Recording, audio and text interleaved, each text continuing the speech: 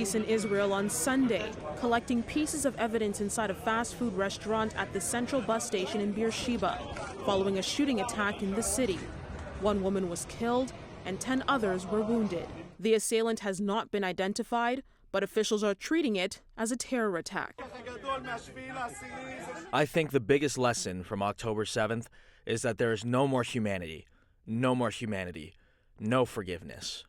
The country remains on high alert on the eve of a gruesome anniversary. It was on October 7th, 2023, when Hamas militants would launch a surprise incursion on southern Israel. Many attending a music festival in the country that day would try running for their lives in a bid to escape. 1,200 Israelis would end up dying in total, and some 250 others were taken hostage by the Palestinian militant group. Israeli Prime Minister Benjamin Netanyahu that day vowed mighty vengeance.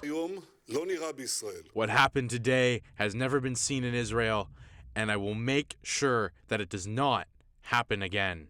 What would follow days later? The beginning of an all-out war between Israel and Hamas militants in the territory of Gaza. But as the battle goes on nearly 1 year later, families of those taken captive say their loved ones have been forgotten. We are standing today after a whole year have passed, and they are still there.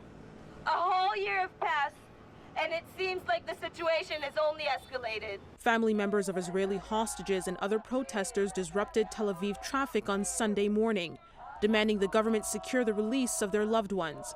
At least a third of the hostages still in Gaza are believed to be dead. But there are also continued calls around the world for the violence in the Middle East to end, with a demonstration in Berlin condemning the atrocities by Hamas committed against both Israelis and Palestinians. Today we stand together, and today we say we stand with the hostages, we stand with all those suffering, we stand together. Demonstrations were also held in Paris, where many also condemned French President Emmanuel Macron's remarks on Saturday, where he called for a halt to weapons sales to Israel as part of a broader effort to find a political solution to the conflict.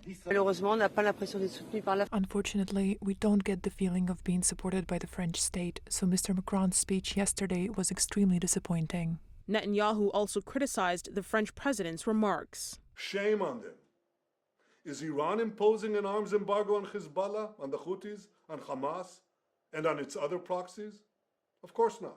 With the 1 year anniversary of the Hamas attack mere hours away, Israelis around the world are coming together, somberly looking ahead to a moment in history that forever changed the trajectory of peace in the Middle East. Afua Baah, CityNews.